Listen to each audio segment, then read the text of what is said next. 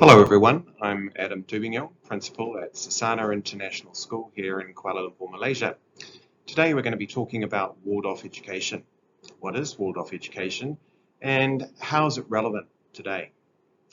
In today's PowerPoint, I'll give you a bit of an intro to me. Who am I? What is it that qualifies me to talk to you about this topic? I'll give you a brief history of Waldorf Education and set the context. I'll look at a little bit at the development of Waldorf Education. Then we'll move into how Waldorf Education differs from other educational approaches. I want to look at the threefold aspect in the Waldorf school and the Waldorf curriculum, how we work with children. We'll look at what makes Waldorf particularly relevant today. And then we'll have a look at Waldorf education here in Malaysia and in South Asia and what's happening. So one of the first things you need to know about me is that I'm a Waldorf graduate. I went to a Waldorf school. I completed my schooling at Michael Park School in Auckland, New Zealand. And I was part of the foundation class there, and I graduated from that school and went on to university afterwards. Being part of a pioneering class and a new educational initiative is not typical. It's not what most people experience at school. You can see in the slide presentation here the inaugural ceremony for the opening of the first permanent building, the school kindergarten, and somewhere in that crowd I am. And then a prefabricated classroom. Not flash on the outside, but that's what life can be like in the founding years of building a new educational initiative. Not flash on the outside, but the curriculum was magic. And when we look at the last slide here, I think you can see an established campus, and that's what's possible with the combined efforts of parents and teachers and the school board over time to create something substantial, something that is an essential element in the community, which began with just a few temporary buildings. So with my well-developed musicianship skills at the end of high school, I ended up going into university to study music, and I spent 3 years studying composition and performance piano, and that led me into the next 12 or so years working in the performing arts, music and recording industries. So I was making music and I was working with musicians and orchestras, making recordings and broadcasting programs about music.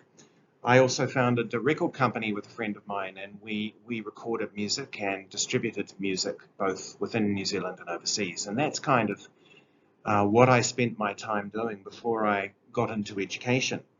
But it was through my studies in arts administration that I started to become interested in organizational learning. I became quite concerned about what I saw as rampant materialism in the world, and I saw that the way we manage organizations and the way we work, collaboratively or not, in society is pretty significant for the future, for humanity. So in my 30s, I decided to go back to university and undertake a master's degree, and I was interested in doing some research, fundamentally relating to organizational learning and how schools were managed and operated. How was it that we could provide a meaningful education for the future if the organizations that were providing that education, the schools themselves, were not learning organizations? I came across the ideas of Peter Senge, his work around the fifth discipline and learning organization, Ken Wilber's ideas on integral theory, the 4 quadrants, and indeed spiral dynamics by Don Beck and Chris Cohen, which is really about how we, through our work inwardly and collaborating with others, how we can access higher states of consciousness and how we can develop ourselves, how we can develop our awareness of what's happening in the world and what we're doing. From my point of view, the Waldorf school was a particularly interesting thing to have a look at, because Waldorf schools were administered, they were managed in very different ways than traditional schools, and I knew about the aims of the Waldorf curriculum. So that became the topic of my thesis, was looking at administration in Waldorf schools and how they developed themselves and how they went about their work. What I found in the process, of course, was that there was a lot of leading edge, quite wonderful work going on in Waldorf education. That Waldorf actually had an enormous amount to teach the world about how to run a school and how to go about our work in a more wholesome, transformational way. And through my master's degree, I really came full circle and back into contact with Waldorf education. I realized that that was a place I could really give myself in service to the kind of change that I saw was needed in the world. And from that point forward, I didn't look back. I went back to university again and did my teacher training. I sold my shares in my company. And since then, I've been working as a teacher and in Waldorf education, and latterly using my management and administrative skills in principalship. So a little bit about the history of Waldorf education. After the First World War, it was obvious to many, including Rudolf Steiner, that fundamental change was needed. We needed to free society from the outdated forms and traditions which many believed had led to the war in the first place. Steiner had written many books and lectures about the need for social reform. He felt that a new approach to education was needed, and one that could enable people to think clearly, to take a deep interest in the world, and to recognize what needed to be done, to act with initiative. So it was in relation to that social impulse that Steiner's friend Emil Molt asked him to found a school for the children of the workers at the Waldorf Astoria factory. This is how Waldorf schools get their name, Waldorf, because the first Waldorf school was for the children of the workers in the Waldorf Astoria factory. And that school opened in Stuttgart in 1919. Since then, Waldorf education has grown into a movement of over 1,000 schools and nearly 5,000 early childhood centres worldwide. And it's continuing to grow with a lot of interest currently in Asia. So what is this unique potential in Waldorf education? How does Waldorf differ from other educational approaches? When we think about those questions, the thing that comes to mind foremostly for me is that Waldorf education is whole person education. Not only are we focusing on the development of the cognitive intellectual aspect through the teaching and learning, but we're also working with the feeling emotional aspect and the willing motivational aspect, our capacity to get things done. And sometimes that's summarized as head, heart, and hands. And sometimes people talk about thinking, feeling, and willing.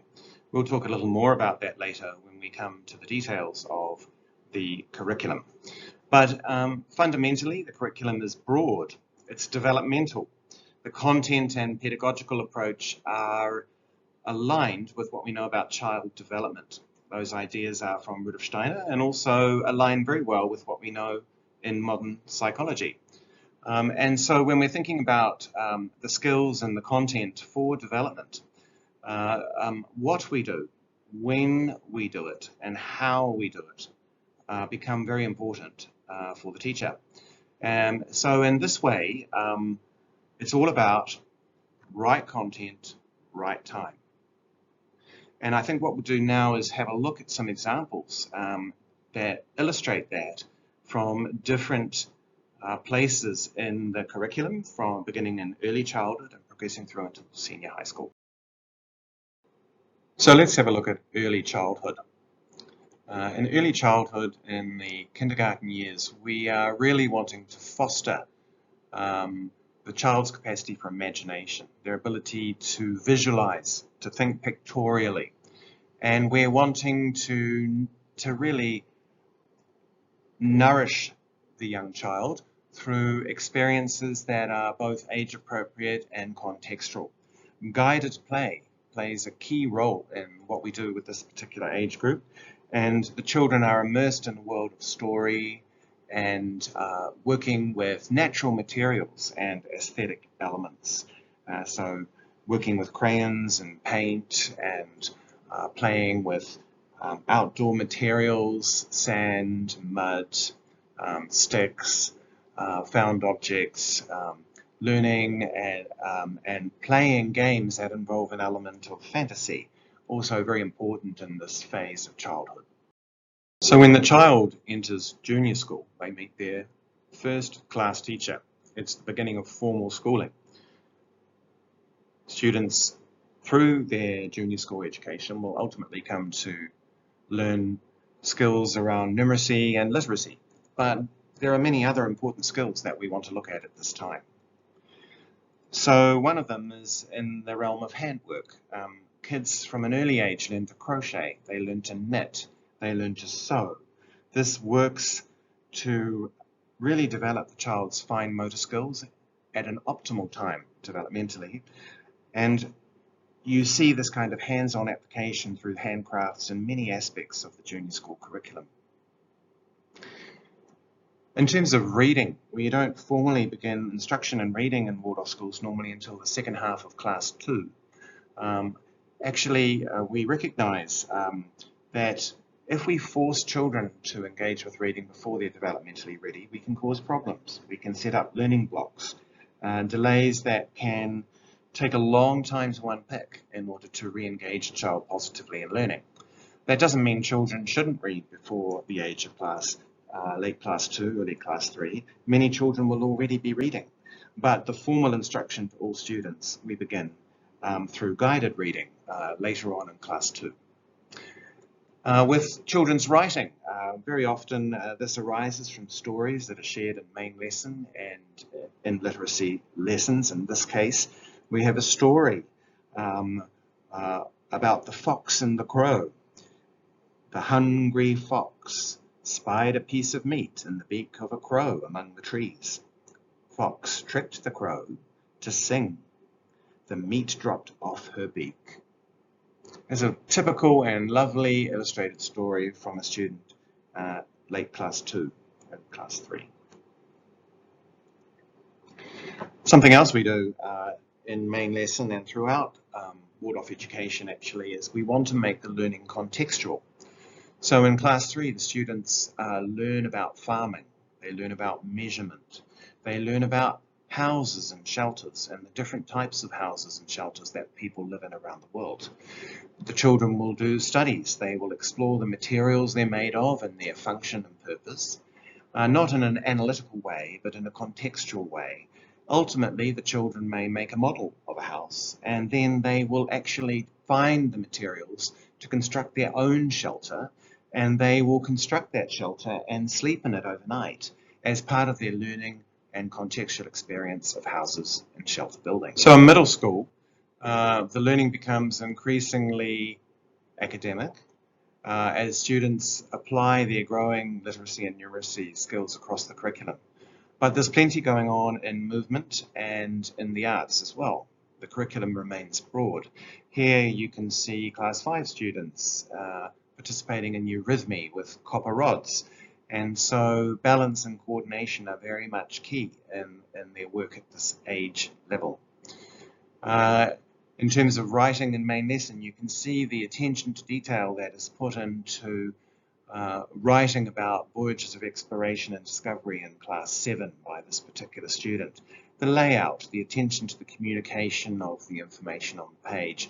This richness and depth of content is characteristic of the Waldorf main lesson and the skills that we're wanting students to engage with this age as they begin to be more self-aware about the communication of content to an audience other than self.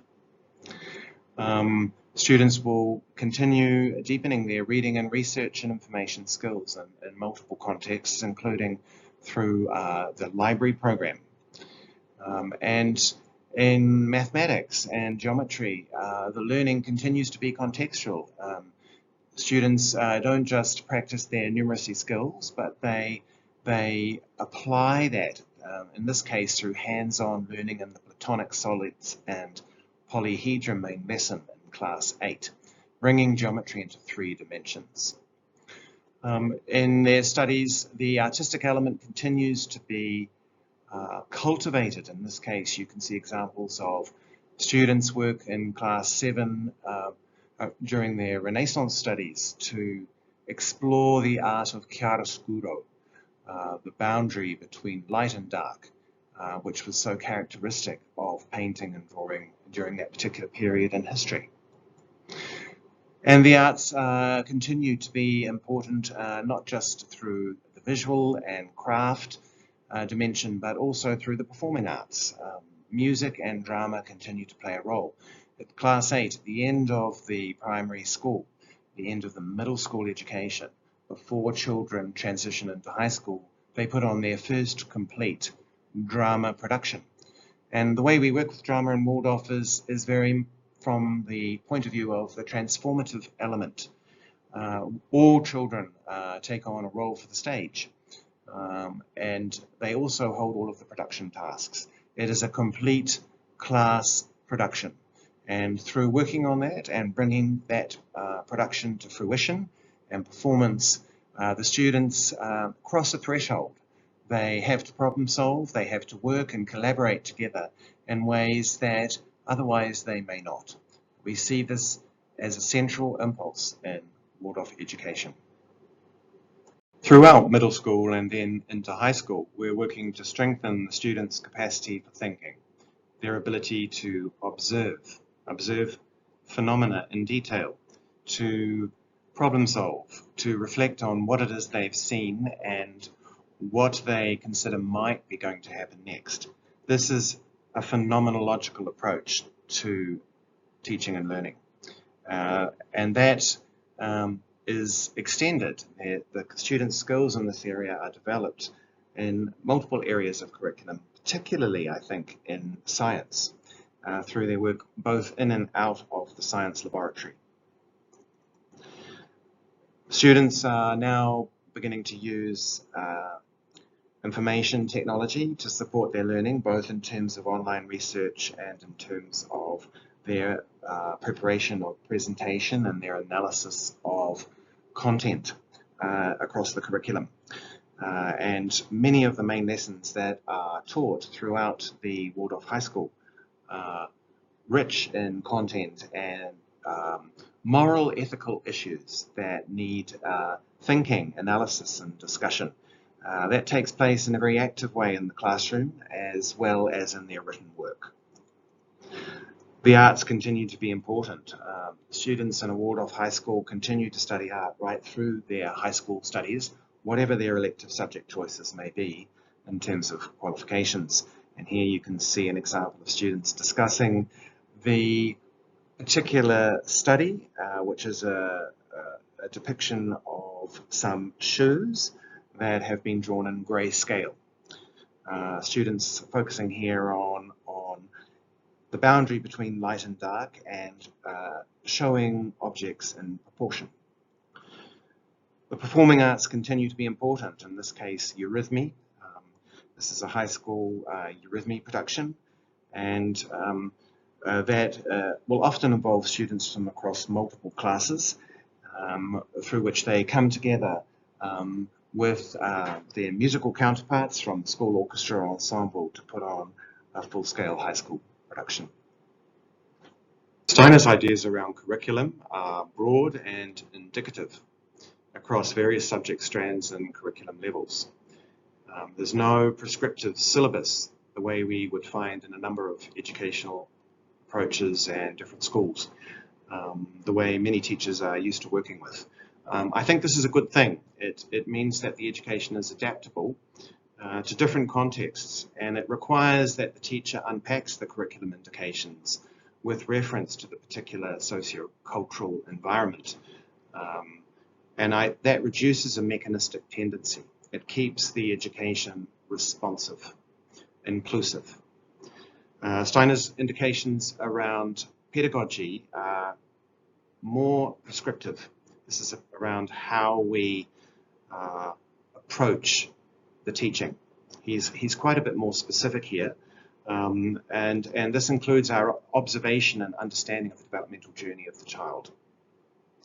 He gives us a number of tools that we can work with as educators in this dimension of our work. One is shown in the diagram here, the threefold picture of the human being, which is not a religious picture for us. It's simply a reality that we need to be working to cultivate, to nourish both the physical body and the soul and the spirit of the child through our educational work. At the same time, Steiner gives us a fourfold picture of the human being, made up of the physical body and the etheric or life forces, the astral body, body of sensations and feelings, and the I, ego, consciousness body. And so we have this fourfold and threefold picture as educators that we can work with in fostering the healthy development of the child. Another tool which Steiner gives us to assist us with our observational work around the children is the picture of the four temperaments, the melancholic and choleric, and the phlegmatic and sanguine. And within this picture we can understand the spectrum of introversion to extroversion, and the emotionally more sensitive to the emotionally more stable. Obviously, we are wanting to cultivate balance through our work and to support children's healthy social development through the cultivation of social resilience. But as a picture for understanding the child and how they are in our classroom and how we can work with that pedagogically, the temperaments is another helpful model. These are all pedagogical tools, capacities through which the teacher can work to solve the riddle of the child and remove hindrances to learning. Today, with the exponential increase in students presenting with diverse learning needs, I think this is an essential element in effective teaching. In primary school, the class teacher continues with the student for several years. Often a change of teacher will occur around class 5 or 6 as students transition into middle school, that important bridge to high school, but not always. Some teachers will be able to complete that full 8-year lower school cycle as a class teacher with their students, although this is less common today than in the past because of the demands of society on us in terms of our daily living. It's not an easy journey. It is very much a developmental pathway for the teacher. It requires the class teacher to take on a new curriculum each year, and in this sense they're walking along the developmental pathway with their students. Through our own development we can inspire the students. I think this is one of Steiner's key messages. It requires that teachers are self-reflexive and dynamic in their teaching, and awareness of what it is a class needs at a particular point in time. As students transition through the middle years and towards high school, increasing use is made of specialist subject teachers. And it's very important in our work collegially in the College of Teachers that the specialist teachers and the class teachers are talking to each other and sharing information and observations to support the healthy development of the students and the class. I think in itself this requires the teacher to open themselves developmentally and in terms of their sense perception, to face aspects within themselves that may need to be worked with. A healthy culture of collaborative inquiry, of collegial and meditative work is needed in the College of Teachers to facilitate this. And in this sense, the College of Teachers is a developmental vehicle for teachers. The benefit of this approach is that teachers can get to know and understand their students and their students' learning needs very well indeed. And they can be well supported in this journey through their developmental discussions and their discussions about curriculum and pedagogy, their action research with their colleagues. I don't think this is possible in a lot of other schools. So with the threefold aspect, we've seen how this influences our picture of the developing child, um, also the implementation of curriculum, and it actually influences our picture of the organisational form of the school. We'll look at that a little bit later, but just sticking with a picture of the human being and the developing child. We've spoken of the child as constituted of physical body and soul and spirit. And I'd like to share a little bit more about how we see that and work with that in my understanding as a Waldorf educator.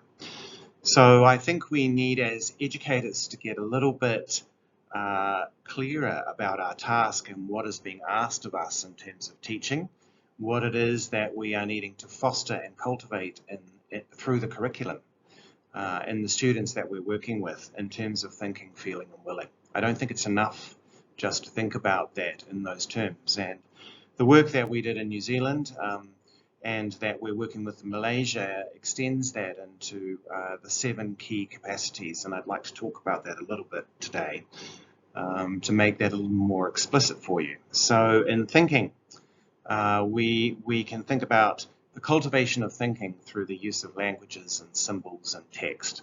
I think that's quite obvious to us all when we're working in mathematics or learning a language, or even in working with science and scientific equations.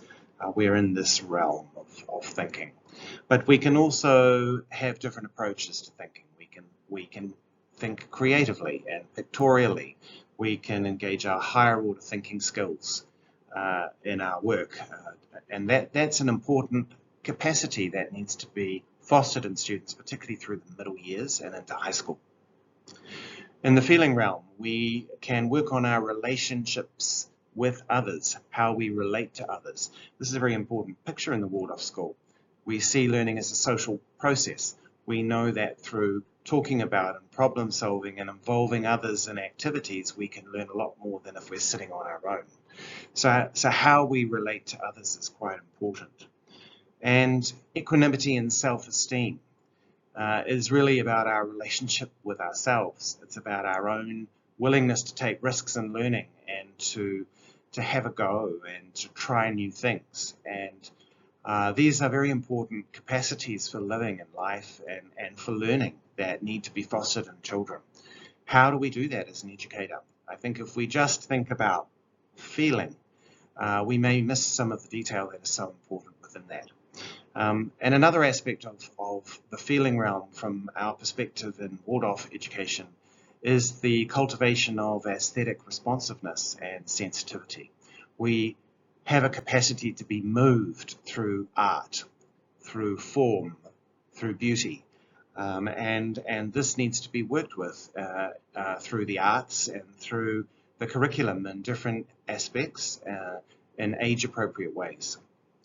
And lastly, with the willing or motivational realm, we need to learn how to be productive and to get stuff done, to be motivated, to participate, not just to be a passenger, to manage ourselves and turn up on time and prioritize and organize to have our things done. This is not something that comes naturally to all of us. In fact, we need to foster and cultivate that through the curriculum. And as teachers, I think this threefold picture and sevenfold picture, if you like, that I've elaborated that into, needs to stay firmly on the horizon. And these are further aspects to our work in the classroom. So we can also think about the organisational form of the Waldorf School through a threefold lens. The governance board, which is made up of parent volunteers largely, the educational realm of the College of Teachers, and the parent community, the wider, vibrant parent community. And sitting within that, we have a sort of body that coordinates and enables and ensures that the administrative systems are in place to enable the education to flow. That being a sort of working group. In this case, I've called it a college work group. On the next slide, you can see another depiction of the threefold organisational form from a functional perspective. This draws on the work of Mitchell and Alsop. And we can think of the realm of the College of Teachers and teaching and learning as being a spiritual, cultural realm. where the development of teachers and curriculum is of central importance. This is a pedagogical culture, and the essential question for us here is, why is this important? It's also a realm of individualism and freedom. And on the other hand, we have the governance board and the task of governance of charting the course of the school from a big picture point of view and ensuring that the appropriate quality assurance elements are in place. This is the realm of rights and responsibilities. It is the task of the governance board with support of the parent volunteers who sign up to do that work. And essentially, it's an evaluation culture. The fundamental question is how well are things going, and how do we know? Then in the middle realm, we have the management body, the management function of the school. This is about the systems and processes through which we enable the educational programs and the school to function. It's essentially administrative. It's in service to the educational goals and tasks of the school. And the essential operational question here is, what do we need to do and how do we need to do it? It needs to be consultative. It needs to involve key stakeholders within the organization to get good outcomes. We can see another picture of that now in terms of the interface of the college working group with the board and the faculty. We, in a Waldorf school, tend to think about the organizational form in a non-hierarchical way. We try and have the school as unhierarchical as possible, and we try and maximize consultation. But that means we need to delegate work to operational committees, and we need to entrust work to those committees, consisting of those with the relevant skills to get on and do what they've been tasked to do. And we need healthy mechanisms of self-review and feedback within that to monitor how that work is going and how that's being progressed. And here is another picture of the threefold school organisation. So what makes Waldorf particularly relevant today? It's an interesting question. For me, a number of things come up. I think most fundamentally, the emphasis on well-being. In the students' first few years of school, we really put a lot into the establishment of healthy foundations for learning, ensuring that students are functioning well at school, that they are experiencing a sense of belonging, progress and success at school. That school is a positive experience for them. I think another thing that stands out about Waldorf is we recognise the importance of the will for positive engagement and learning. Students feeling motivated and having a capacity to work. We recognise that learning is social and interactive, not a passive thing, and that's reflected in group work and in various contexts across the curriculum, particularly through the main lesson. Probably the other thing that stands out for me is that we put a lot of emphasis on the cultivation of socio-emotional and motivational capacities. So building social resilience, assisting students in the development of positive assertive skills and the confidence to communicate and to be articulate is important. So I've included some examples here by way of illustration. In the first example here, we can see the work of a grade 8 student from a novel study main lesson. The expression of aesthetic responsiveness and sensitivity in the student's work, I think, is obvious. We can look at some other examples. Again, grade 8 this time, a group of students who have worked in environmental restoration in Sarawak, undertaking a community service project and working on traditional rice field planting.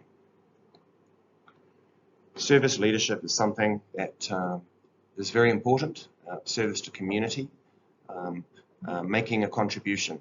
You can see students doing that here in a permaculture farm, which is part of their studies in grade 9, and work practicums and getting out into the community, and also peer Tutoring, peer leadership within the school are important aspects in the Waldorf school. And project-based learning is another one. In project-based learning, we can undertake collaborative inquiry. We can work with others. We explore things in depth and undertake a piece of research or the construction or creation of something which can be presented as illustration of the acquisition of skills and knowledge. I think another aspect of the relevance of Waldorf today is that we see the world as complex and we look for the connections. We recognize that learning doesn't just happen at school, it happens at home. It happens out in the wider world and when we're with our friends. When we're trying to solve the riddle of the child, as teachers, we can see that we need to look beyond what is immediately in front of us, beyond what is most obvious, and also consider what is happening biographically, emotionally, and physically for the students. We train the students to think deeply, not just through a critical lens, but with empathy and interest to understand how and why things are the way they are. And this is done through a phenomenological approach.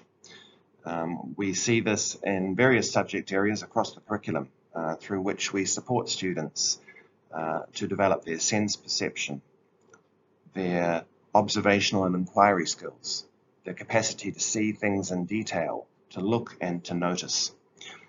These aspects of learning are very much in focus. Through the humanities and social sciences in the middle school and high school, considerable emphasis is placed on students acquiring the skill for sound moral judgment. And this involves analysing and evaluating issues in order to arrive at what you might call a defensible decision, a defensible position in relation to a particular issue. This is all critical, of course, for constructive, actively engaged citizenship and community. And these are important goals. I think another aspect of Waldorf education, which we talk about as teachers sometimes and we're aware of, is that we're not interested really in training students to plug into the current production mindsets of today, of current paradigm thinking, but rather to try and equip students with the capacities to contribute to life in the future.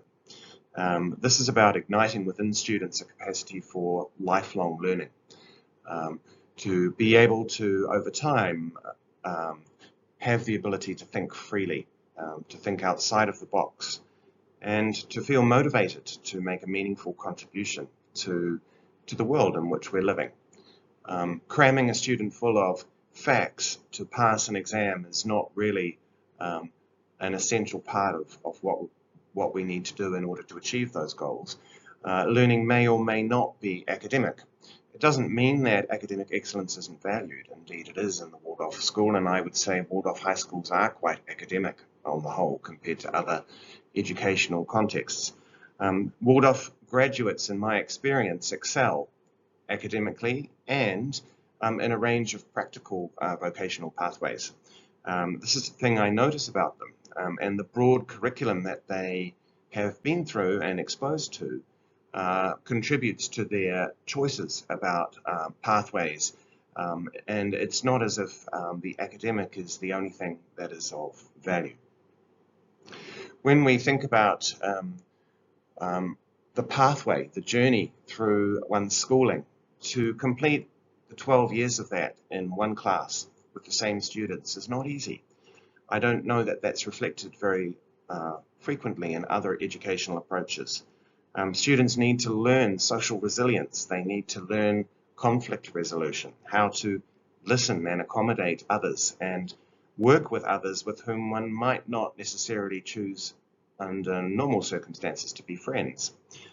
Those kinds of skills are skills for life.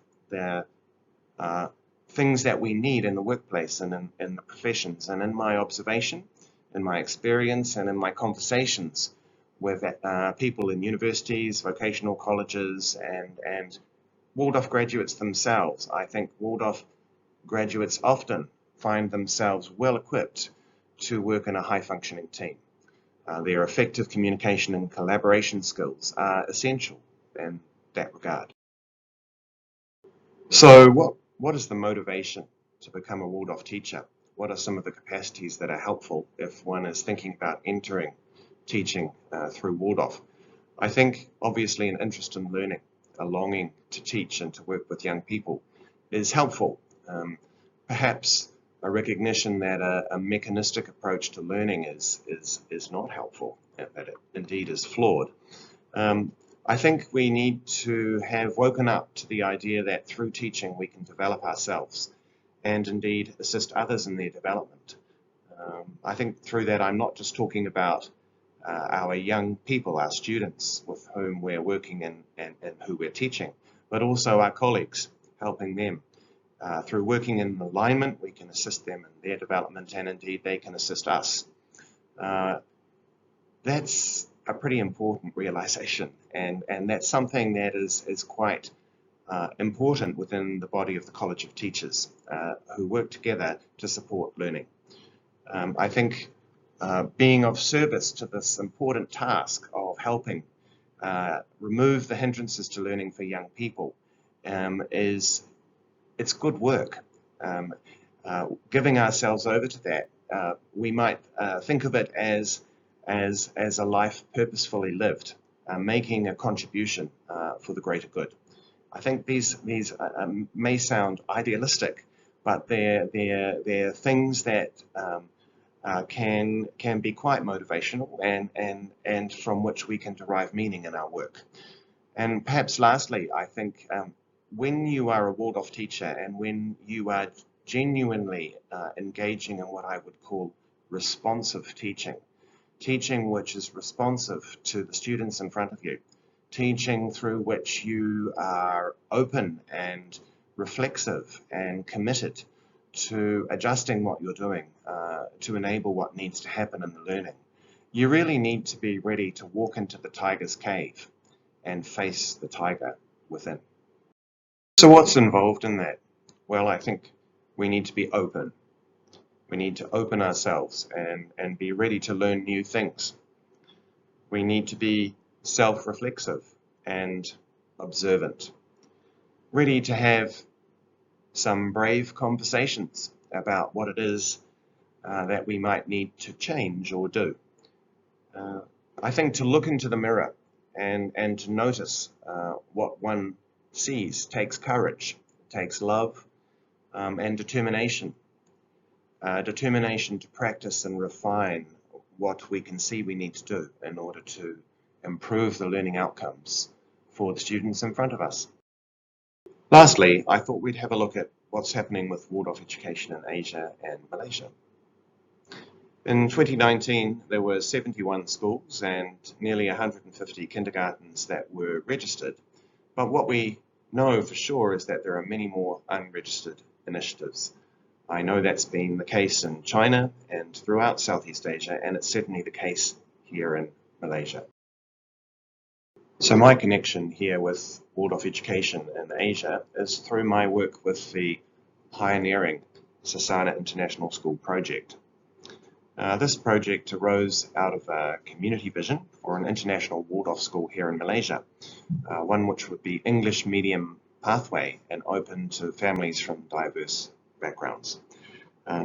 One which would be responsive to the local cultural context, and a school in which innovation and adaptation within the essential principles of Waldorf education would be of central importance. So seamless education from early childhood through to grade 12, aligned with the goals of Waldorf.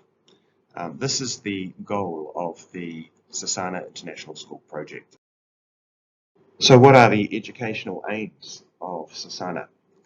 Well, to awaken the mind, to activate the will and aspire to be, to cultivate in our students capacity for lifelong learning, the creative intelligence to envision the future, confident, connected and self-directed learners with a lively interest in the world, and the moral fortitude to be responsible and active participants in our community, in our society and in our world.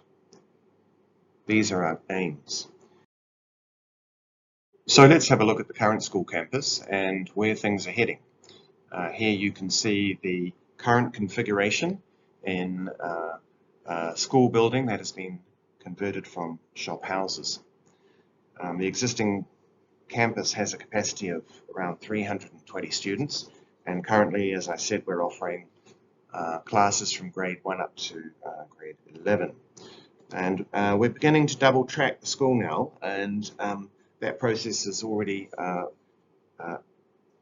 begun in our primary school and will continue as we add a new class each year. And we're aiming to move into our new campus from 2023. The new campus development is a project that we are undertaking with a local developer, and the campus design has drawn on our aims to have a largely air conditioning free campus that draws on the knowledge of the local environment and some of the characteristics of Waldorf architecture. So that in phase 1 we should have 2 homerooms for each year level and the capacity for about 600 students. Naturally ventilated classrooms, outdoor classroom and craft facilities. We'll have a performing arts centre, specialist high school facilities such as science labs, language labs and arts rooms, a gymnasium and a canteen. So that brings us to the end of today's presentation. We've had a look at Waldorf education, its history and its development. We've explored how Waldorf differs from other educational approaches. We've looked into the threefold aspect, both in Waldorf education and the Waldorf school. And we've had a look at some of the aspects that I think makes Waldorf particularly relevant today. I shared with you some of my thoughts about the motivation that one needs to enter Waldorf teaching. And we've finished with a look at Waldorf education in Asia and in Malaysia and the Sasana project.